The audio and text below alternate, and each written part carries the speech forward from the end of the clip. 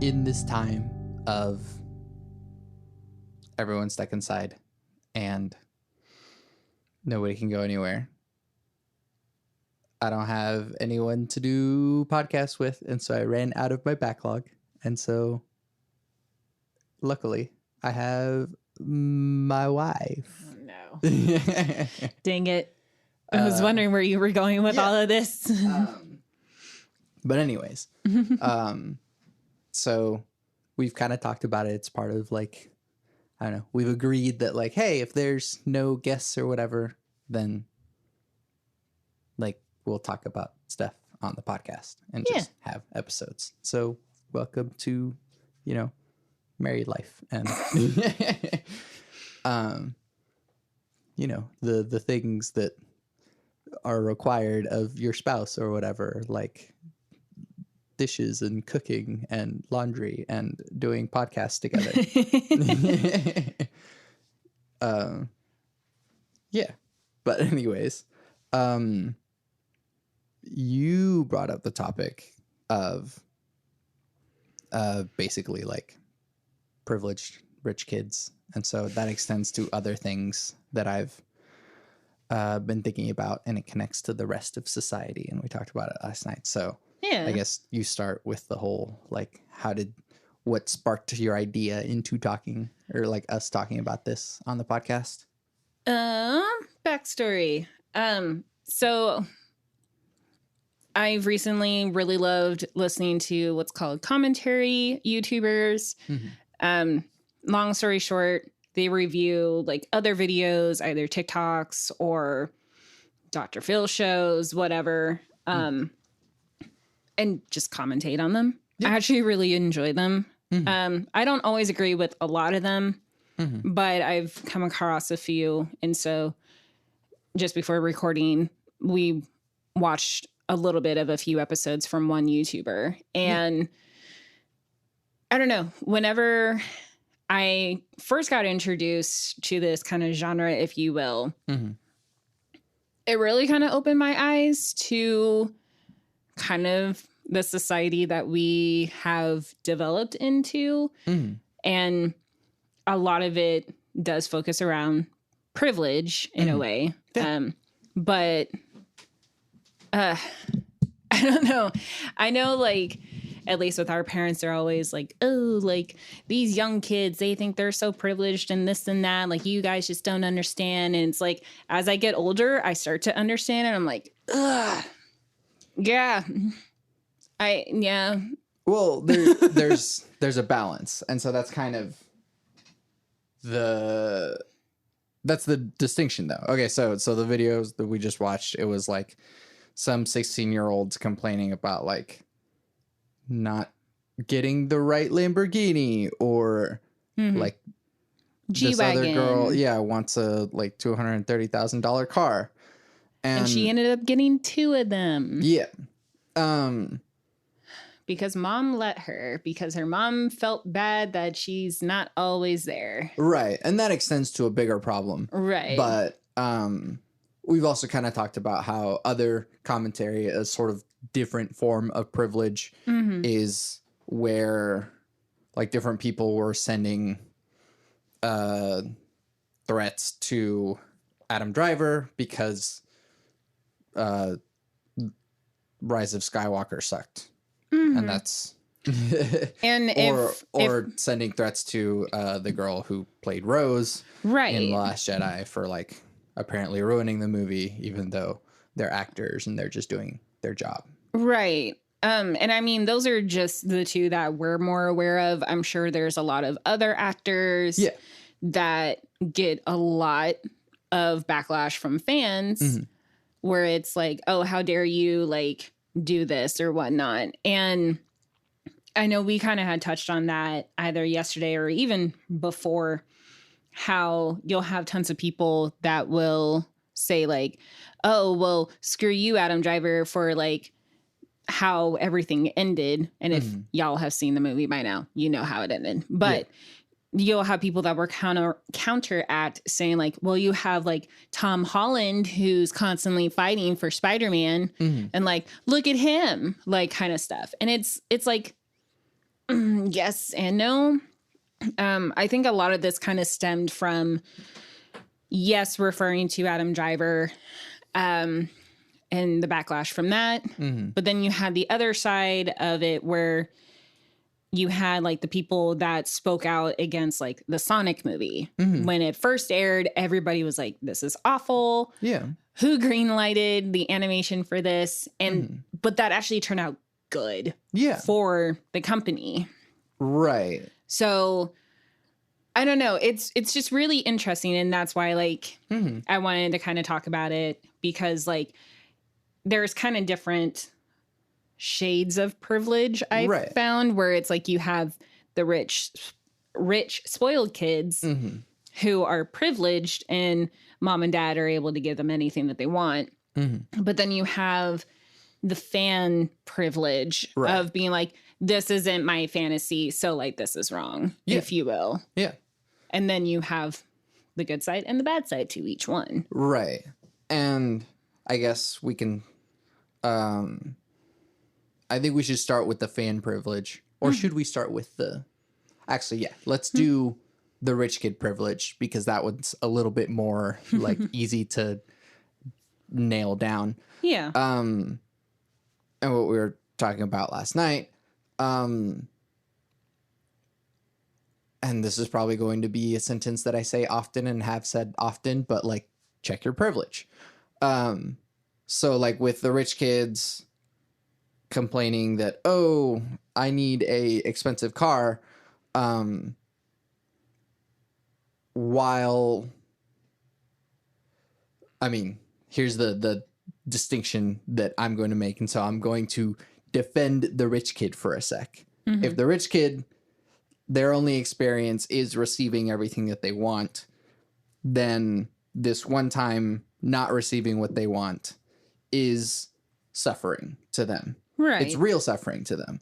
And while from our perspective, it doesn't seem like real suffering, because like it's not actual physical pain, or it's not actual physical starvation, or whatever it might be. It's not quote unquote real problems. Right. But the thing is that all of our experiences are subjective. And so suffering to one person is not the same suffering to another person. And we've been watching The Good Place. And so if you watch The Good Place, like Tahani described, like, oh, hell would be an eternity in the Swiss Alps. And it's like, wait, why would that be a bad thing? In the off season. And it's like, to us, that still sounds amazing. But to someone who has lived their life in this incredibly privileged position, then yeah, that is actual suffering to an extent. Yeah. However, that's why we should sort of have some perspective and go, I mean, we can analyze our own suffering and go, what am I experiencing? What am I feeling? Why am I feeling this way? And then, yeah, get some perspective and go, well, I'm not homeless. I'm not starving. I'm not all of these things. My life could be so much worse. And instead, I get to live in a giant house with parents that at least care about me enough to provide these things for me. There's also levels of abuse that do happen in rich households anyways, like neglect or mental, verbal, and physical abuse. Not to mention Epstein stuff. But, and I mean, we live now kind of close to Nichols Hills. And so, and moving pianos, I've seen the inside of some ridiculous houses. Yeah, you show me at least one house. I haven't seen all of them, but the one house I was just like, okay. Yeah. And we've driven through the neighborhood before and we're just like, is this necessary? Right. It's ridiculous to us. Yeah. I mean, I guess good for them, but yeah, it's it's really about that mental like perspective, Right. like what you've been talking about. Yeah. Like to us, like it's outrageous. To them, it's like enough or not enough. And so with that, it is a little bit more like, okay, well, again, check your privilege. Here's the things. Here are the ways in which my life could be worse. And here are the ways in which my life is pretty great. And that humility, that, just humility can keep us in check in where in our own lives, we still have a level of privilege. And I brought this up again, talking about how we're able to be quarantined. We're able to stay in our house and just have like a whole bunch of media to watch. And we're able to, and kind of where I was thinking about this is that as we've been watching like Tiger King and The Good Place, and we've been sort of like really immersed in this stuff, it has allowed me to forget my own real life and not really care about my own real life in a way. And it's like, there's still stuff I want to do. There's still music I want to write. There's still all this stuff that I want to be doing. But, you know, I'm kind of taking advantage of the lazy period or whatever, but it's still like we're privileged enough to where we don't have to be out amongst where the rest of the people that have essential jobs and they have a higher risk of getting sick. We're lucky in that, like I can work from home and I can take advantage of these things. So this is nice. So all the people kind of complaining about, oh, well, like there's nothing to do at home.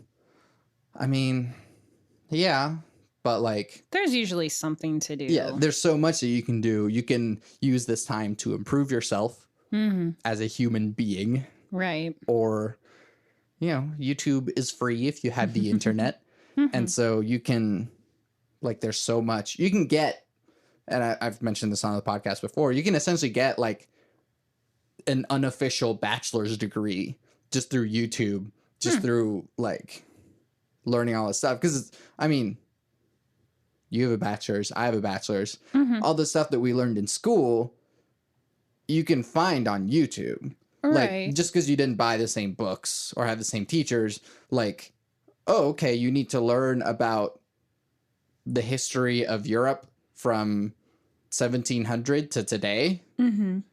There's so many resources just on YouTube that are like really good teaching tools. Not even just like, oh, here's some random like Indian person talking about IT help on YouTube. It's like there's actual resources with like good graphics and good tools and extra resources and description and stuff that's all available for free. Right. Or like, especially now with, you know, the pandemic going on, a lot of networks are, resorting to that streaming service. So even before it, you know, the History Channel would have certain episodes of anything or, well, not like all of them, but pardon me.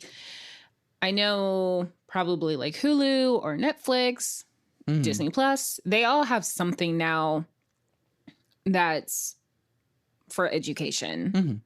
So like, especially now, more than ever, there's kind of like no excuse that you can't learn something while we're stuck in our houses. And so, yeah, that's improving yourself.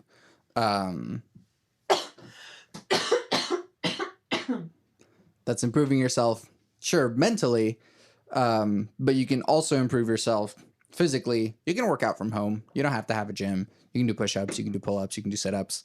You can, like, watch Zumba videos on YouTube and, like, exercise. Right. So if you want to physically improve yourself, hey, look, you don't have the excuse of like, well, I'm going to go to the bar or something, or, well, I got to like go shopping. And it's like, no, stay home. Seriously, though, stay home. I do think and I know we're kind of digressing, but I think the only thing now I've noticed, and I've kind of come across this for myself in a way, but I think it's like, yes, it's driving everyone crazy to have cabin fever, be locked up in your house, and you're wanting to go out. I think it becomes now it's like, I want to stay in the house and work on stuff, but wait, I need certain things to work on in my house. Sure. So like, for example, I have like sewing projects I really would love to work on, but I can't get to it because that room is one, a mess. So we ordered stuff to kind of help that. But then two, it's like, oh, wait, I need actual other stuff to continue it. Yeah. So and those stores are closed. Exactly. And shopping online for stuff like that is hard. So depending on like what you're working on, it's not always available. Or like you prefer to be there in person. Yeah. And I think we kind of talked about that last night too, where it's like feeling bad for essentially ordering stuff online and jeopardizing the people that are at warehouses. Sure. During all of this. Yeah. So, but again, digress. Right. And that's kind of also a point that was made in The Good Place. Again, we've been watching a lot of it, so I'm going to be mentioning it a lot. We finished it all on Netflix. Yeah. And it's season 4 that we're missing now. Yeah. So we're not going to spoil anything. But they kind of mentioned how the world is super complex. And so, like, there's repercussions. There's unintended consequences to the decisions that we make. And so, yeah, it is unfortunate that for me to be able to stay home and still receive the resources that I require, that does mean that other people have to do that work. And that sucks. And I feel bad about it. But like there are consequences to everything. It's a complex world. I'm sorry. It really is. We highly recommend watching it. Season 1 was great. Gets a little weird near the end and the beginning of season 2. Yeah. There were a lot of moments where I questioned a lot of the writing, but like kind of all in like most of season 3, I was like, okay, I'm starting to understand what they're trying to do now. So I'm curious what season 4 is going to be like. Yeah. But yeah. And it's over now. So we can, more media to consume. If we can find it. Something I do appreciate about that show, and then I'll shut up, is that, at least about The Good Place, is that I don't know, it seems like some content is just for entertainment purposes. Yeah. It seems like The Good Place is trying to be both funny and literally make us better people. The characters in the show are trying to be better people, but by watching their experiences and learning with them, we ourselves are becoming better people. We are upholding ourselves to a higher ethical standard. Yeah, because I think what's kind of nice, because there's 4 main people. I guess you could technically count Michael and Janet, and that's not ruining anything. 6. Yeah. So like someone can always relate to one of those 6 somehow or another. Yeah. So it's just a good show. Maybe one day we should actually like talk about it on the podcast if you want. But anyway. But yeah, going back to privilege, it's like, yeah, we're lucky that we live in America and things are able to shut down and we won't immediately die. Yeah. Granted, a lot of people have been laid off, and so stuff sucks in that front. And the other kind of opposite side of privilege is like powerlessness. Like there are some things like if I were to lose all of my income streams, like I don't know what we would do. No. And so like, yeah, that sucks. And there's no infrastructure in place for that. But like everyone else has to deal with that too. Like I acknowledge my lack of privilege in that. I acknowledge that my suffering is real in that front. Mm-hmm. And everyone else is suffering who has been laid off because of this is real suffering. Mm-hmm. And It becomes kind of a domino effect. And we kind of talked about that last night too. Mm-hmm. Like, yes, I will openly state it. I won't say where I work. Sure. But for those of you who know where I've been working, I unfortunately have been laid off. It does suck. I'll put that out there, but I understand. And I'm still mad about it. I'm mad at the situation and like how our company just didn't handle it to the best that they could. But we won't get any more into that. Right. But essentially, like, yeah, it's kind of like with my situation, with a lot of other people's situations, like we're being laid off, and kind of like what we were talking about. It's like, well, okay, you have a lot of these people that are either getting laid off or their stores are closed down and they can't work from home. Yeah. So it's like, how are people going to support themselves? Right. I know there's a lot of talk about, you know, what is it, like renters? Something about like essentially like having it to where you don't have to worry about paying rent on the first. Sure. Just like a suspension, rent freeze or a mortgage freeze. Yeah, freeze. That. Or if I understand, because like the renters have to like, you know, pay their people. So like, maybe like cut it in half or something. So you have that kind of stuff. But we had talked about like, okay, well, whenever this is all like in the clear and we can finally all go back out again, are we even going to have the money to like go shop? Re-stimulate the economy. Yeah. And that's kind of the scary thing. It's kind of like, you know, are we going to be able to go buy these kind of luxury items that we want? Or like, are some of these businesses going to be able to stay open? Right. You know, it's hard. Should we pursue this train of thought all the way in? I was going to hold off on that until later, but should we just pursue like the whole like economy and society and stuff? Because I was going to get to that, but I'll plant a flag there. Okay. Sorry. No, it's okay. We like got there sooner than I thought we would. I mean, are we still even talking about privilege at this point anymore, do you think? Right. Well, that's why I was going to get back to like, well, I was using that to sort of highlight lack of privilege and the things that we don't have and the things that we're unfortunate that we don't have. But also in that checking our own privilege in that we still can like, yeah, you were laid off, but like we're all right for right now.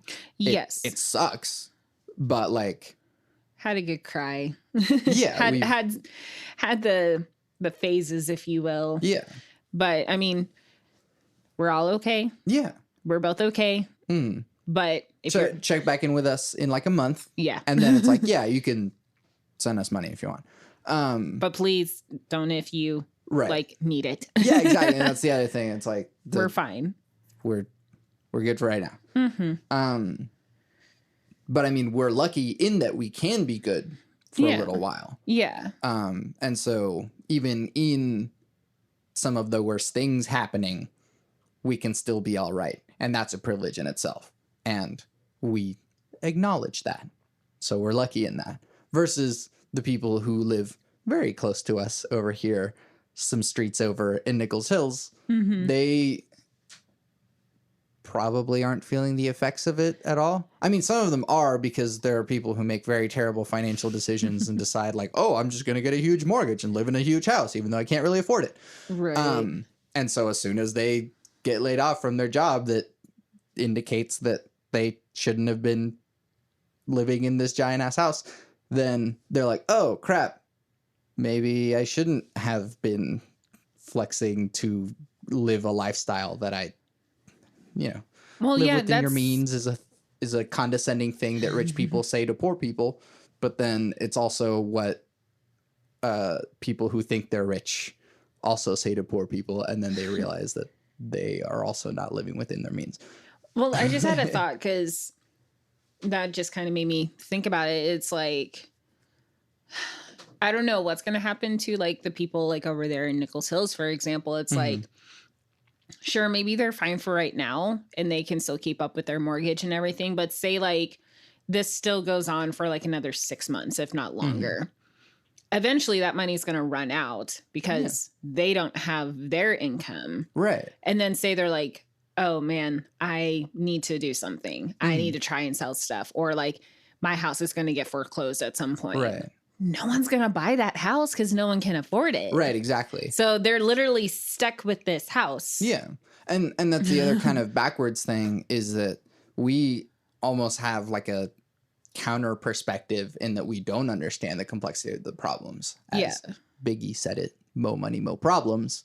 And so it takes a lot more resources and money and energy to be able to maintain these things. Right. And so like, cool, you have the income now to have a huge house and a whole bunch of like gardens and stuff to like keep that going. Well, it's like, cool, quarantine, all of your gardeners are going away, all of your housekeepers are going away, all of your pool people are going away. Yeah. So yeah, what's going to happen to your house? What's going to happen to your beautiful gardens and the state of your home? And you never actually wash the dishes. And so it's like, those are all problems that we don't have to deal with. No. But like, we also don't have a giant house that requires a whole staff to keep running. No, that reminds me of the most recent live action Cinderella, where it's like, as soon as her dad died, it's like they literally couldn't pay the servants, so sent them all off. And that's why Cinderella became the way that she was. Right. And so oh, woe is me, rich person. Like, you can't, sure. But I mean, it is real problems. And it's also like it's real problems to the workers themselves because they don't get that paycheck either. Everyone is hurting. Yeah. No matter where you are. In a way, like this whole pandemic is kind of almost putting us on a equal field, if you will. Yeah. No, but also fuck them, eat the rich. But at the level of like billionaires are not going to see any hurt from this. And so sure, I did a little bit of like, yeah, maybe your big ass house doesn't need, like, yeah, it sucks to have, and I'll sympathize to an extent because again, like I said earlier, everyone's experience is subjective, and so everyone's suffering is real suffering. But also, fuck you have $1 billion. Maybe you should deal with it and cry into your piles of money. God damn it. Okay, but tell us how you will really feel. I'm holding back a little bit. And so I fooled myself in thinking that I wouldn't put an explicit tag on this podcast, but no, it definitely does. So. Yeah, so I mean, some people aren't going to feel the effects of this, and those are the same people that lobbied the government to pass this ridiculous $2 trillion bailout for massive corporations that we've seen before less than a decade ago. Oh, no, slightly over a decade ago, in 2008. But just realized, maybe we would have learned from then. What? Well, our president is a former, like, CEO of a big company. Yeah. So, of course, that sounds great to him. Right. Well, we say, quote unquote, like, former CEO, but he, emoluments clause. He's and all a businessman. Yeah. Well, no, I know, but I'm saying that the president of the United States is violating the emoluments clause, and that's what the Democrats should have impeached him on. But anyways, still holding back a little bit. Yeah, so we think that it's like, oh, wisdom about, running the country like a business or something. So yeah, it seems like a good idea, but like also the fact that like the rest of everyone is only going to get $1,200 once. Like that's not gonna do anything. Like just once, or like once per month? No, once. Oh, damn. Yeah. It's not a UBI. It's just like, here's a check to like hold you over. But that's different from the unemployment, right? Yeah, unemployment is a whole other thing. And like everyone's, I mean, the Oklahoma website for unemployment was crashing because. Mm-hmm. I mean, literally the day of when I found out, which was last Friday. Yeah, it was Friday. God, it hasn't even been a full week, and I feel like it's been a month. Yeah. Yeah, I think we tried filing for me, and literally that day we could not even finish my unemployment because it literally kept crashing so much to the point that we were like, we'll come back to this. Yeah. And I think it was finally Sunday. Yeah. We got it. Mm-hmm. So, I mean, it's been a ride, you know? But I mean, again, looking at it from all perspectives, we're also lucky in that we live in a country and state where you can apply for unemployment. Yeah. And otherwise it's just like, well, sucks. No money. Haha. Yeah. And, you know, the other thing is that, like, money isn't real. I'll get back to that point. So going back to like, oh, these privileged kids with their YouTubes and their Lamborghinis and maybe if they experienced a little bit of the real world, maybe they would get some perspective. You know, they should check their privilege. I don't know what that sound was either. That was wind coming through something event of ours. All right, well, neat. We're still getting used to this house. Yeah.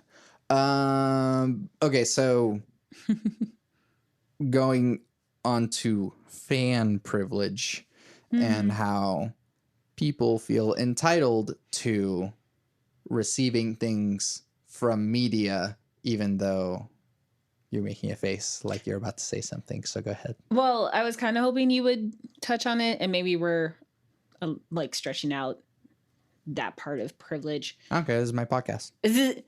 But I wanted to add one final note before we go to the fan privilege. Okay. So something else I have noticed, because you did bring up like these young YouTubers. I'll throw in the TikTokers, Instagram models, whatever. By the way, TikTok is Chinese spyware.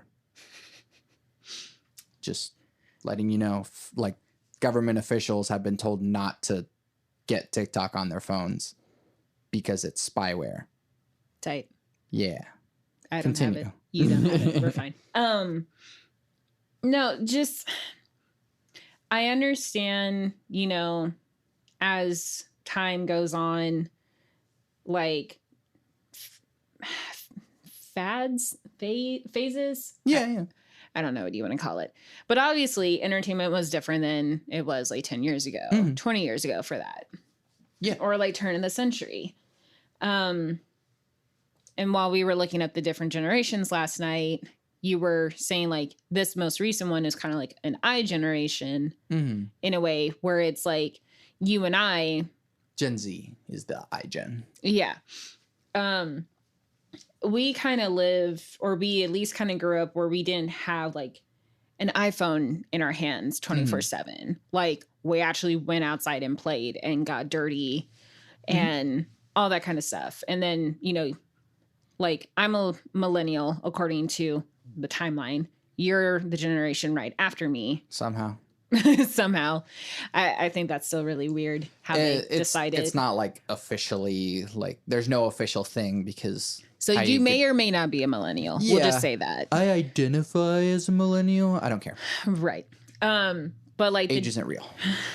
But the generation before millennials, like that grew up. Gen X. Yeah. That grew up in the 80s. Unless you count Zennials. Like how they kind of saw the beginning of technology. But like, you know, I definitely look to my cousins now who the youngest is like 14 years younger than me. Or older? Or younger. I'm thinking about the younger ones. Oh, yeah. Where they've grown up with, you know, technology in their hands. Right. A lot. And so they're really smart about it. you know, and that's great. Right. I'm lucky if I can even understand my Mac sometimes. It's just a 5200 RPM hard drive. It's just slow. Anyway. Yeah. But like, as I had kind of mentioned in our conversation yesterday, I kind of feel like we set ourselves up for our own failure with this idea of privilege. Like, you have the technology in front of you, so everything comes to you. So immediately these younger, you know, people, like, I'm saying 20 and younger for sure. They definitely feel way more privileged than like you or I do. Right. Especially because of what they were raised up with. Yeah. Always getting the quick, you know, like, give me this, I want this, I need this now, Right. kind of thing. And then like, they never had to deal with this sound. or the dial-up sound. Yeah, that's what it is. Yes. That's somewhat satisfying. I don't know why. In a weird way. Yeah. Ooh, yes. Love it.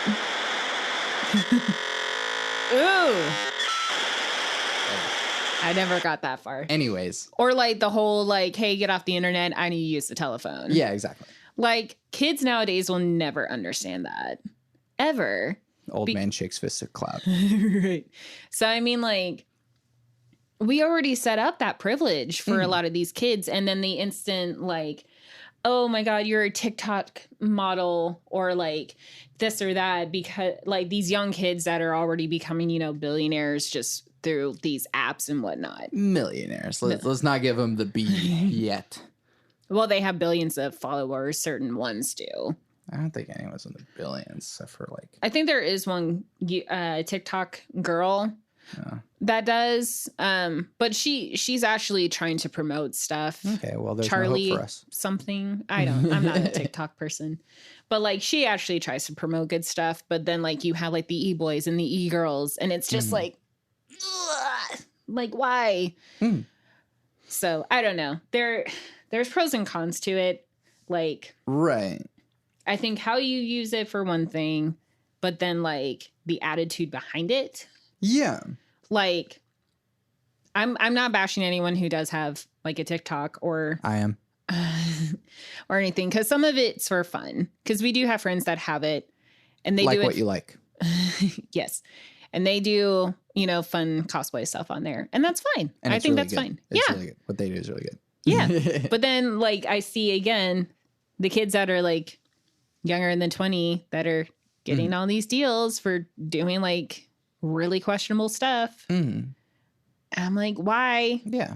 There's like so many. There's. Like it was just a prank bro phase as well. If you ever question like some of the stuff that's on TikTok, Curtis Connor, Curtis Connor, he's a commentator on TikToks. Yeah. Oh my God. Yeah. It's bad. But anyway, I just wanted to dive into that because like, again, that's where I think a lot of like the younger privilege come in. Right. And the other part too is that like these people are able to, like, if they have rich parents, they have the time and resources to create content that content creator. That's what I'm doing right now. Well, everyone is a quote unquote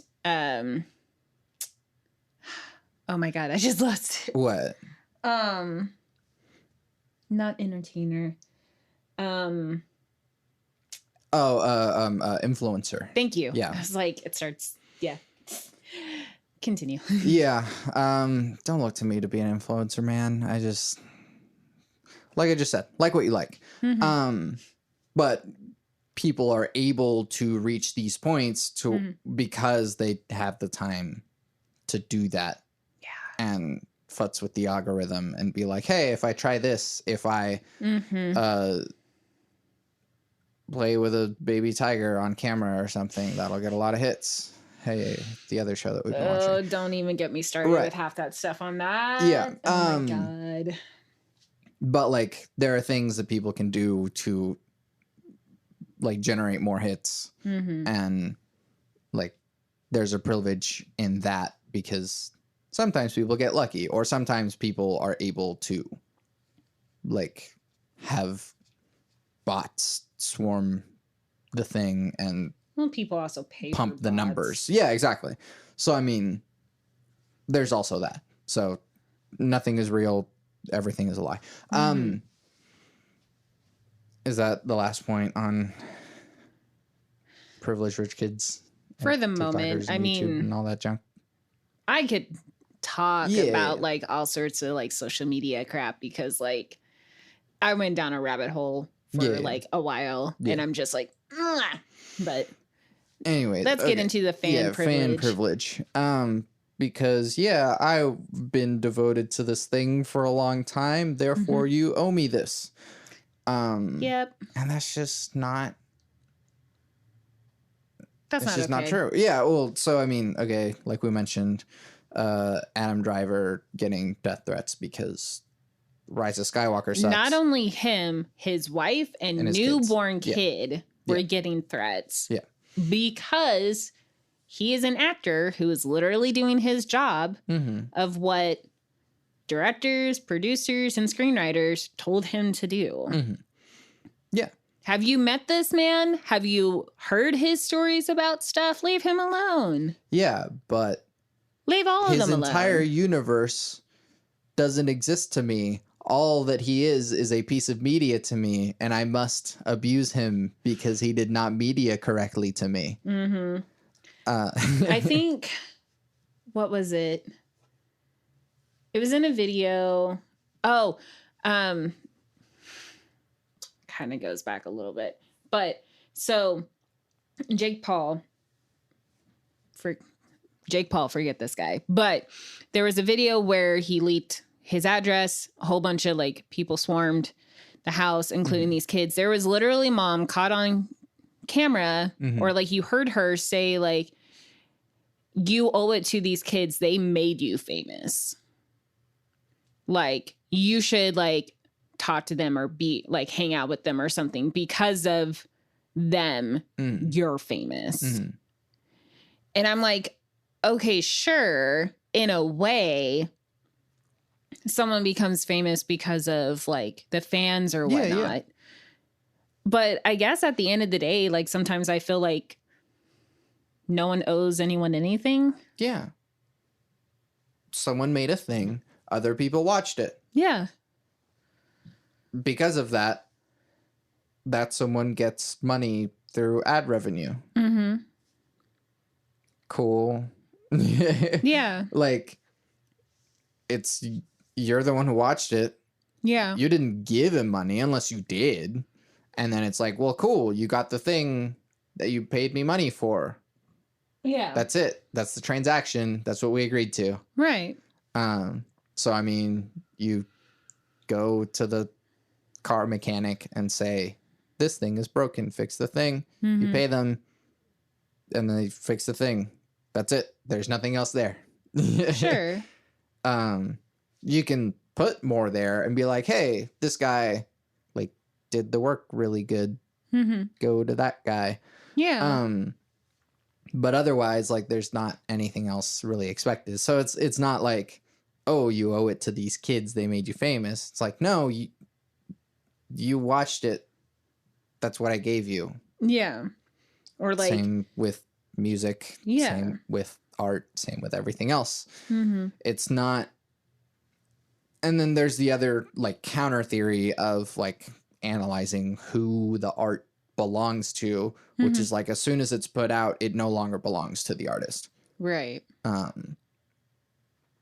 Which, yeah, I guess like, if you want to interpret like one of my songs or one of someone else's songs in a way that I did not intend it to be interpreted, that's your song. But at the same time, I still don't owe you anything. If you see me in public and you're like, hey, this is what that song means to me. And I'm like, cool. That's it. I'm not going to like explain the song to you if I don't have to. Right. Or if my song doesn't meet what you got out of it I don't owe that to you either. Right. Just because our stories don't line up doesn't mean whatever. And that happens a lot with different artists that like, hey, you said this thing in this song. Well, I actually didn't. So why are you suing me? Right. Yeah. But like, we're not owed anything by these content creators. Mm-mm. Again, that word is terrible coming out of my mouth. It's just they made a thing and you consumed it. Yeah. You can request something from them. And yeah, some content creators will be like, what do you guys think I should do next? Or like, right. vote what I should do. Or like, Phil DeFranco, like, what is your take on this? Mm-hmm. Like, that's probably the most interaction, I think. Ooh, the fan to creator in a way. Yeah. But that's if they want to establish that relationship. Yeah. But like, you know, consent and all that junk. Yeah. We have to remember that at the end of the day, like, just because like they're celebrities or they're public figures, I should say more so, they're still people at the end of it. Someone can mean a lot to you, but that does not mean that they belong to you. No. No. And so, yeah, whatever it is that they want to create with this, like with their own creativity, they will do what they want to with it. And if they decide to try and bend to the whim of the fan, then as we will see, they'll make worse movies. Star Wars. So, I mean, they could have just made the story that they wanted to, but instead they were like, but the people won't be happy. And as it turned out, the people weren't happy anyways. Well, no. And we were mentioning this to each other earlier, how Star Wars is the last 3 episodes, or the last trilogy, if you will, where they tried doing something new while still resorting to nostalgia. So not being 100% original. And it kind of still all blew up in their faces. You did have people that did like certain episodes over others, or like, you know, some of the actors didn't really agree with like how characters were done or whatever. It's hard, you know, like damned if you do, damned if you don't, in a way, is what I'm slowly discovering. Yeah. Well, in my humble opinion, which nobody has to care about if they want to, but I'll just say it to make people angry. Last Jedi is the best Star Wars movie of the newer trilogy. No, rewatching it, I really did enjoy it. Yeah. Like, I've seen it now twice, which, yes, my opinion probably doesn't matter to a lot of hardcore fans, and that's fine.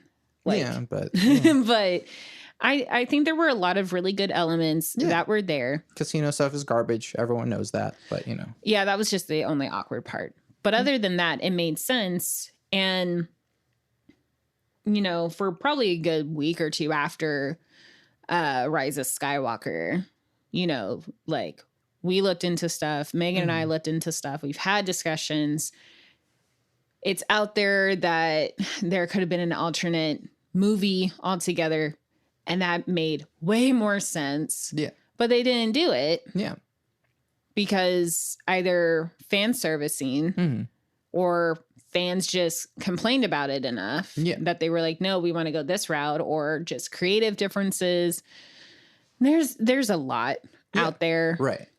So you also technically had like 3 different directors that could have been a part of this last trilogy. Yeah. But again, they don't owe you anything. No. And in them trying to give you the collective you that is Star Wars fans, by them trying to give you this thing in the way that you wanted it, it was worse.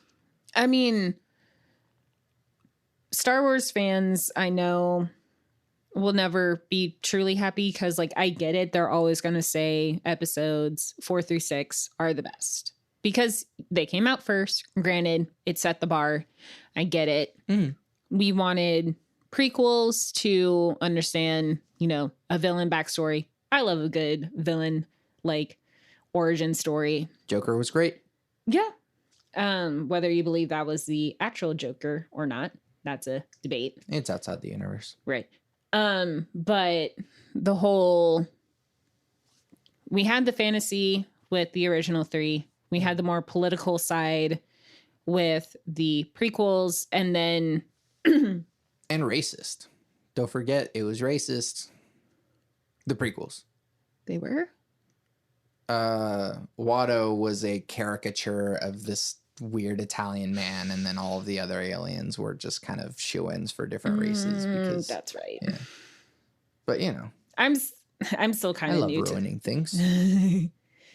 I'm still semi new to Star Wars. Yeah, that's fine. But anyway, I felt the last 3 kind of did well in balancing the original 3, if you will. I thought it captured it in a nice way. I think we're spending too much time in Star Wars, but finish your thought. And yes, a lot of people did say, like, oh, it's just this episode reflected in this one. Or, like, nothing's original. It's basically taking the same plot, blah, blah, blah. No one's happy. And that's where, like, the fan privilege comes into play. Yeah. And whatnot. Yeah. I don't know how long you're wanting to go, but there is, like, another fan privilege that we've talked about many times before that I want to bring up. Legend of Korra. Yeah. I will say this. Hopefully by now, a lot of you have seen it or are aware of how the series ended with Legend of Korra, the whole sequel to Avatar: Last Airbender. Spoilers ahead, but also just like pause it and watch it, because it's like it is actually even if we're gonna like talk crap about Legend of Korra, like all of Last Airbender is wonderful. All of Legend of Korra is wonderful. Do it right. So at the end, you had the 2 main female characters end up with each other. Great. I think that's awesome. Like, now that it's been years and everything, fine. I'm glad that they took that risk, quote unquote, from what Brian said. I still don't like the response he had to the fans. But also at the same time, it is because of the fans, everything happened the way that it did. Yeah. A little bit back history. Legend of Korra should have and was originally only supposed to be 1 season. Season 1 was fantastic. They took their sweet time. They didn't realize how much of a hit it was. And then the creators were like, crap, we need to make more. They made 3 more seasons. Season 2. Them. Yeah, season 2 was probably definitely the worst one. It was very cliche. Seasons 3 and 4 were a lot better. They continued talking about, well, not really talking about, but having villains that definitely represented different things. Yeah, each villain was kind of a reflection of ideologues from real world villains. Yeah. So, and it was really nice because you had kind of the feudal-ish era of Last Airbender going into industrial, modern-ish turn of the century with Korra. Very people cool. always do that. I think it's interesting. And this was Fable 3 was made worse because of that. And I will still say at the time, I thought it was still really weird how they set everything up. And, you know, they had said like, oh, all the signs were there if you just look hard enough. And like, sure. Yeah, but like at the same time, I didn't believe it nearly as much because at the same time, you know, we had one of our friends move to another state. We were writing back and forth a lot, like all of us girls to her. And in Legend of Korra, that was also happening between Korra and Asami. And apparently that's the only thing where it's like, oh, they're soulmates. Oh, they love each other. It's like, I never got anything that expressed a romantic relationship between the two of them. I felt more friendship. But the only thing I ever got from them was like, they technically dated the same guy, broke it off. They did date the same guy. Yeah. And then they were like, forget everything. We suddenly love each other. It's like, I never got that buildup that I wanted if they wanted that to really be a thing. Right. Well, with the thing that you said earlier about like, well, all of the signs are there if you look hard enough. The same thing happened in season 1 whenever we were like, we are 112% sure that Amon is Aang. This is how it could happen. This is like, these are the things in the extended lore where we can rationalize this thing. Yeah. And then like what it ended up being, it's like, it's just new characters. Yeah. Hey, look, we can have new characters.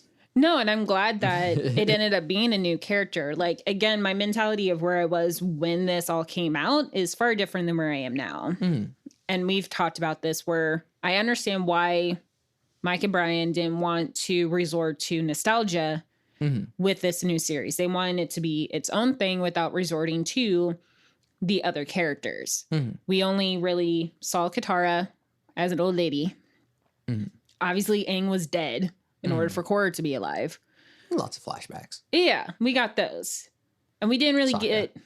Yeah, rip Sokka. And we saw a little bit of Toph. And that was kind of it. Yeah, well, in season 1. But then we saw Zuko and Toph more later. But like, at the end of it, when you really do think about it, the fans were what pushed the show to continue on. So that became the fan service. That became the fan privilege. With a worse result. Yeah. We're trying to. Yeah.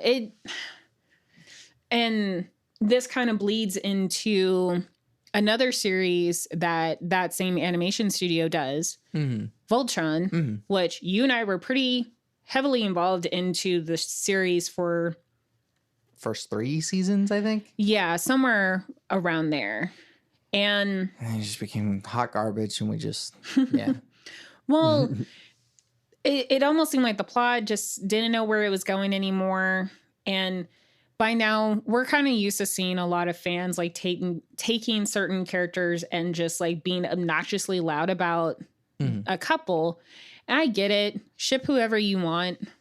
But like, there's a point where I'm like, okay, I support you with who you like. It's not my cup of tea, or I don't really care for that.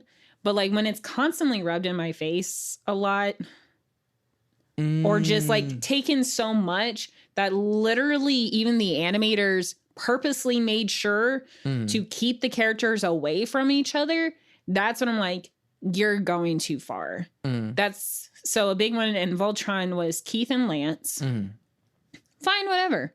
They kind of have that weird, like, if you will, sexual tension between the two, whatever. I won't call it sexual, but sure.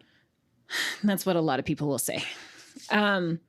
It literally took them, the animators later, to decide we're just not going to have them in the same frames because they wanted to avoid that. That's how bad it was getting. And I know it's like that for other fandoms too. You know, and sometimes, you know, it's 2 males, 2 females, guy, girl, whatever. That's when I do start having a problem where it's disrupting so much. Like, I know, and all of us in our friend group, we've gotten so discouraged by certain shows because of like how outrageous some fans can be. Yeah. Like, again, if you love a couple together, go for it. I don't care like who they are, but if it's just No, I mean, I wasn't even gonna like talk about the ship thing. I was thinking of just Rick and Morty. Rick and Morty fans are just like hot garbage most of the time. And so I mean, it's like that has nothing to do with shipping or anything. It's just like Rick and Morty fans are straight up garbage and it makes me feel guilty about enjoying a really good show that like, I mean, oh have crap, you? no. Yeah, I really like Rick and Morty. Well, I know you liked it like when it first kind of came out. Have you watched any other episodes? I haven't watched the most recent season, Oh, but okay. I really like Rick and Morty. It's a good show. I can't get past Rick at all. That's fine. But like it's a good show, and Garbage People made it feel like a garbage show. And so I don't really feel like watching it. So I mean, and that same thing goes with like Steven Universe and all of the other stuff.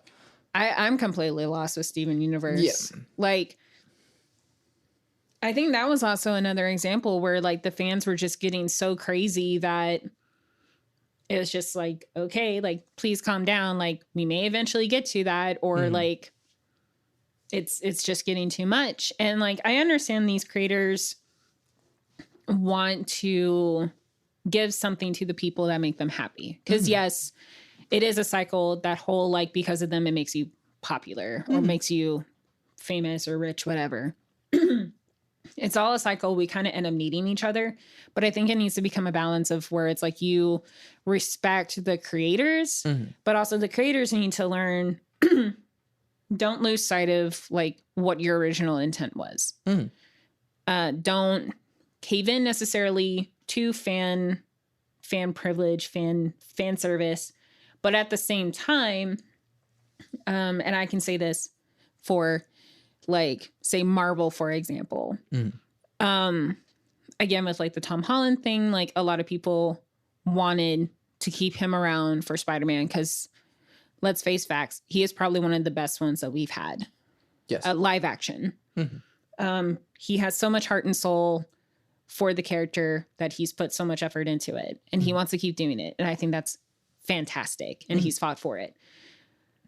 But thinking to like the other ones, you have so many long-term comic book fans that are like, this is what probably should have happened in the movie, or like it'd be interesting to see this or see that. It's like, I always say, if you're a creator, listen to your fans. Don't cave in, but listen to them to be like, oh, that makes sense. Like, you're bringing up a very valid thing that actually happened, or something that sounds a lot better than what we're coming up with. Yeah. Let's do that. Yeah. So I've been doing this podcast for a while, and one of the questions that I've been asking for a while is, what is selling out? Is there such a thing as selling out? And usually the answer tends to be betraying your own values and ideals in order to make money, right, or reach quote unquote success. And that's kind of what that is when a creator caves to the rabid privileged fans that think that they're owed this, a worse product comes out.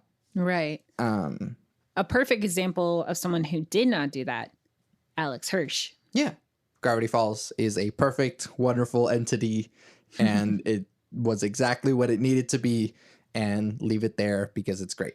Yep. Perfect. Yeah. Also, Over the Garden Wall. That's another one that like was its own thing, and it's solid, and that's exactly what it needs to be, and that's it. Yeah. Sometimes you don't need stuff to be like seasons upon seasons long. Yes. Like, I think Korra would have been fine just being the single season, and like, yeah, you would have had like tons of fans being like, we want more, we want more. It's like, just hold your ground and be like, no, we're going to keep it at this, or like move on to something else that doesn't involve like those characters anymore. That's why Michael DiMartino was like, all right, I'm going to write a book series, which I still need to read. I had the first book, but like, well, I think I might have to look it up. I could be wrong. I think he went on to doing another show. I'm not sure. Dragon Quest. I'm not like Dragon Quest. It's not Dragon Quest. Like one of those Dragon Netflix Tales, ones. Dragon Prince. Yeah, sure. Something like that. I think he's a part of that. I could be very, very wrong. It's the same studio though. But there is a thing that I wanted to get to. What's up? Unless, have you finished that thought? Or were you just going to open up another thing? I don't know There's now. some thoughts there. Okay. I was getting back to like, yeah, we were talking about media and all that stuff. And kind of getting back to the privilege thing, but then also I want to do a kind of zoom out thing.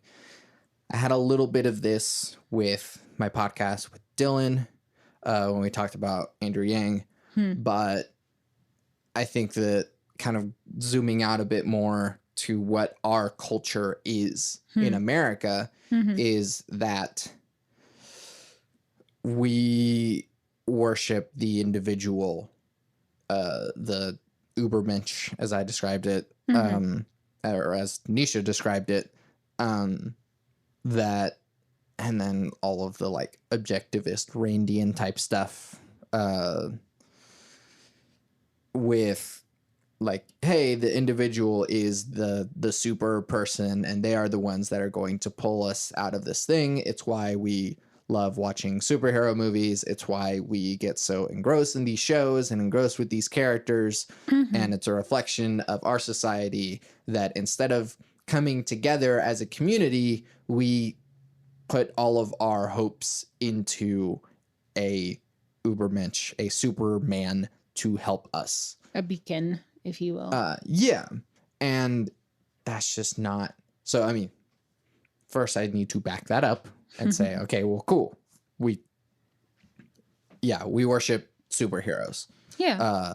We worship fictional superheroes in Avengers and Marvel movies and all that stuff. But we also worship real, quote unquote, superheroes, like tech giants, Elon Musk, and, you know, Steve Jobs. How many freaking Steve Jobs documentaries are there? To an extent, Mark Zuckerberg, although he's now a villain.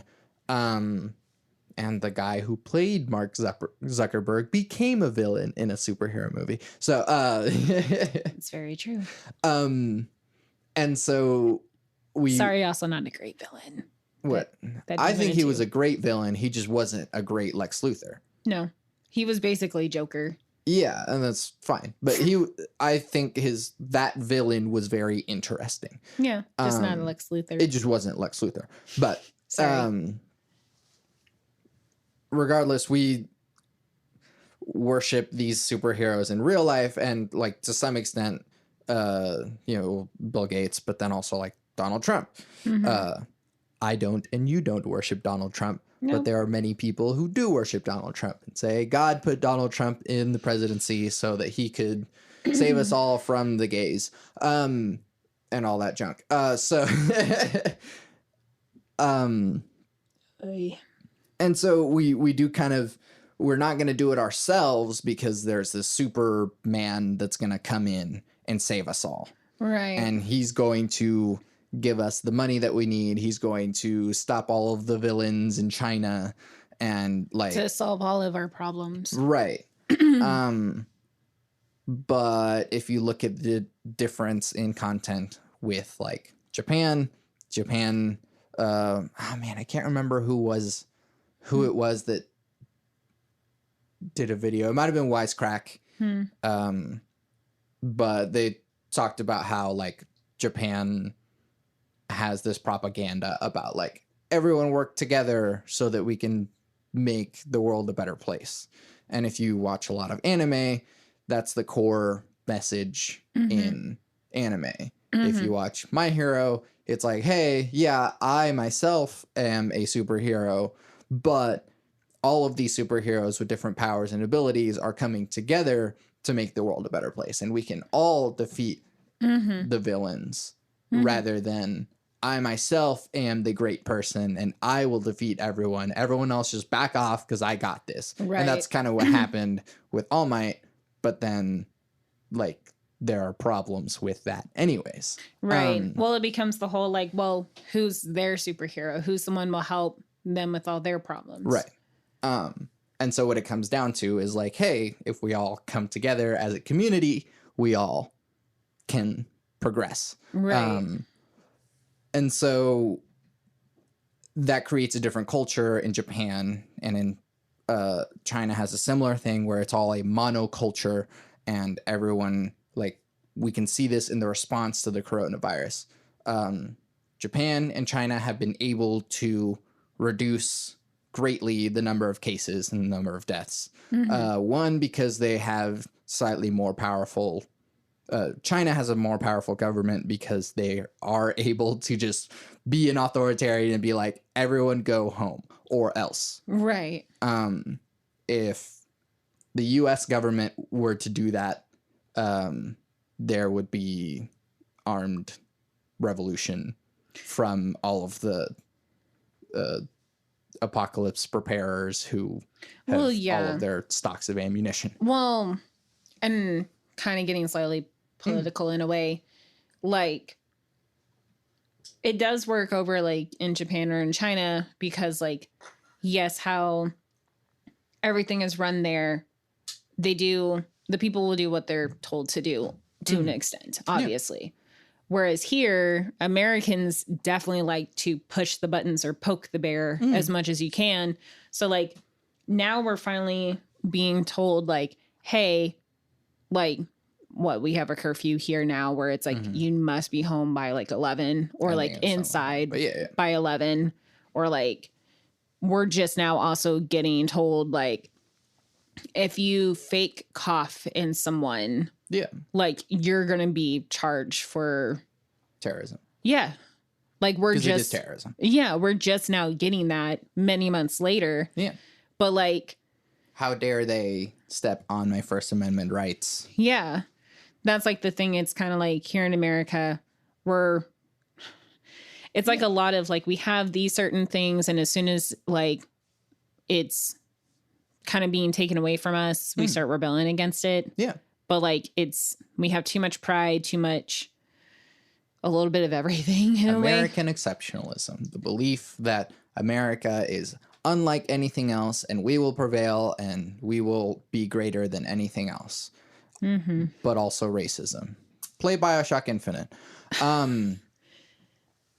And yeah. So, I mean, well, on the other side too is, like, Japan was able to do that not through an authoritarian government, but through a monoculture. And so they were able to be like, hey, socially, if you go out, you're a bad person, and we will, like, socially make note of that and make you feel bad about it. Right. And so, like, socially in Japan, they're able to be like, hey, don't do that.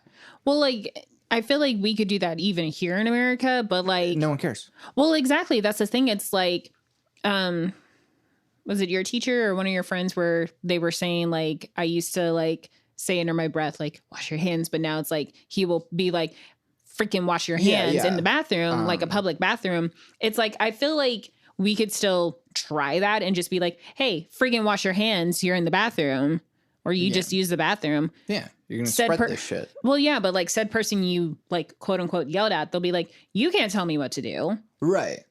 And it's like, all right, well, fucking, you just end up having two dogs just barking at each other. Yeah. And nothing gets solved. Yeah. That's, like, the issue. One of the main issues we have here. And so, like, no one... Privilege. Right. And that is the privilege of, like, you can't tell me what to do. And so it's like, yeah, sure, we enjoy poking the bear because it worked with Great Britain. But the bear, in this instance, is a virus that will kill old people. And... Well, definitely old people, but, like, no one's immune to it. Young people. Yeah. Kids are pretty immune to it. Well, I mean, like, again, going back to the spring breakers that we kept hearing about. Right. I'm invincible. Yeah. It still goes back to the whole, like, I understand, like, what my parents were saying that, oh, you're a teenager, you think you're invincible of everything. It's like, you're really not. It just comes down to the experience that we each have, you know? Yeah. That's what it boils down to. And so, yeah, I can easily say when I was that young, I was definitely in a different mindset than I am now. And I'm going to have a different mindset like 10 years from now, right. Even 2 years from now. Yeah. And so what this comes down to, hey, going full circle, because I'm about to start wrapping it up, is that check your privilege. Yeah. Like, oh, okay, well, you can't tell me whether or not I should wash my hands. It was like, well, actually, if, like, literally every medical professional is telling you to wash your hands for 20 seconds, then they know a little bit more about this than you do. Yeah. I don't know if you know how like microbiology works, but they do. Yeah. And so they kind of have the authority on that front. So maybe you should stay home and wash your goddamn hands. Yeah. Also, there's plenty of non-medical people that are out there. I think I remember seeing a video go around like, I just remember being like, why is this person's putting Nutella on their hands? But they were proving a point like the Nutella represents the germs and like how much stuff you really touch and whatnot. Yeah. And there's, I think, literally a movie called Pandemic that Gwyneth Paltrow's in.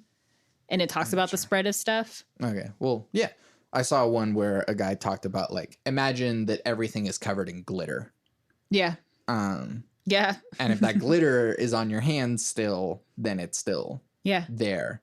So like. And glitter is friggin' hard to get rid of. Exactly. So wash also, your hands. Biohazardous. Yeah.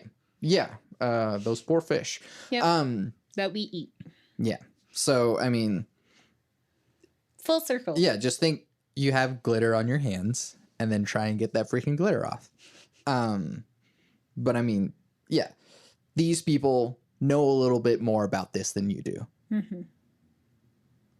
Trust in that. Because it looks as though, I don't want to make any bold assumptions here, but I'm catching some wind that the president is an idiot. I might have to check my sources on that.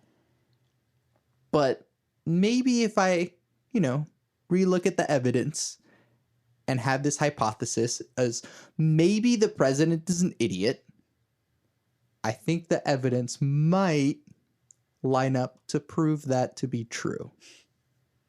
How long do we have till Easter? It doesn't matter because the thing still got extended to the end of April, so he was already wrong. But, hey, look, some evidence that might seem to indicate that the president is an idiot.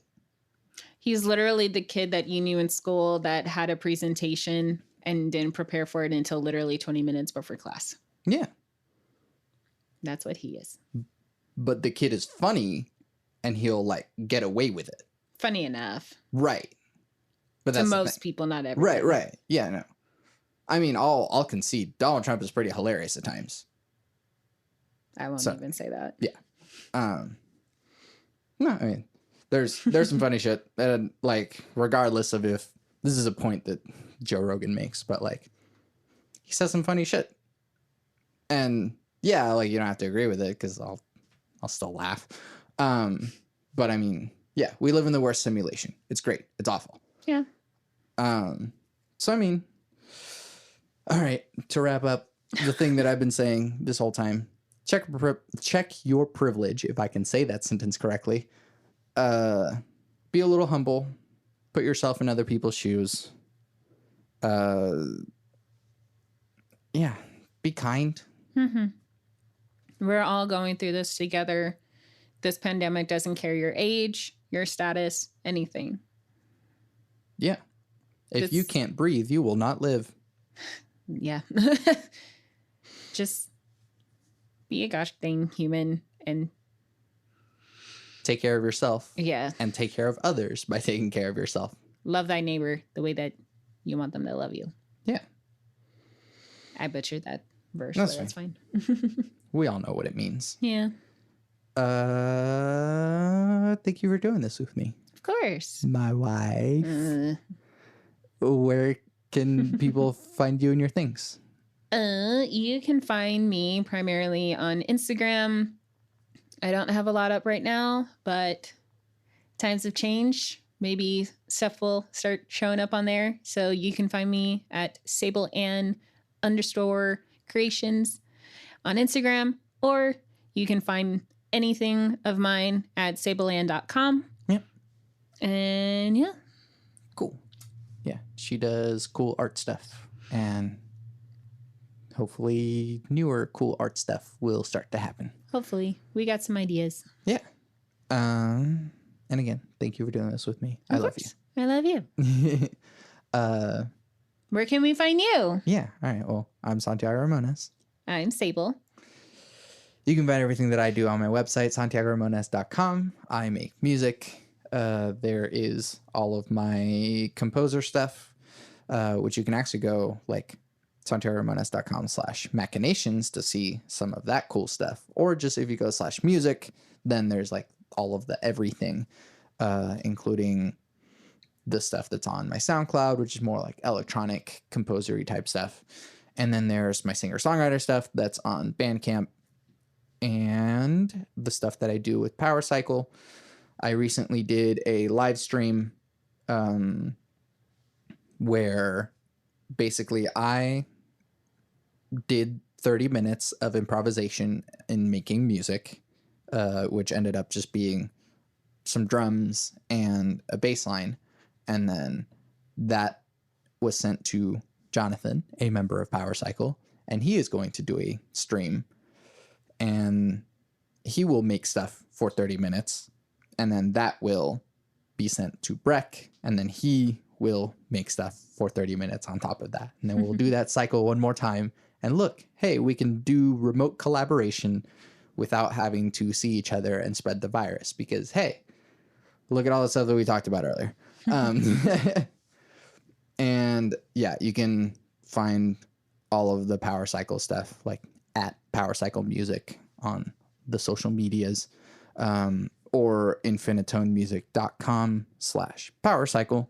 And hey, don't you guys have an album? Hey, we do have an album that came out recently. Thanks for mentioning it. It's called Too Many Damn Cables. It's streaming everywhere. I think it's pretty neat. It's all improvised music, and I think it's kind of neat that we were able to make cool stuff right off the cuff. That's pretty neat. That is neat. Yeah, I was on my podcast. My things they shape my life philosophy. I mean, more times can we say neat? I at every podcast, my 3 things they shape my life philosophy. Those 3 things are neat, neat, neat. No, I'm kidding. Those 3 things are love never fails. It's going to be okay. I might be wrong. Bye.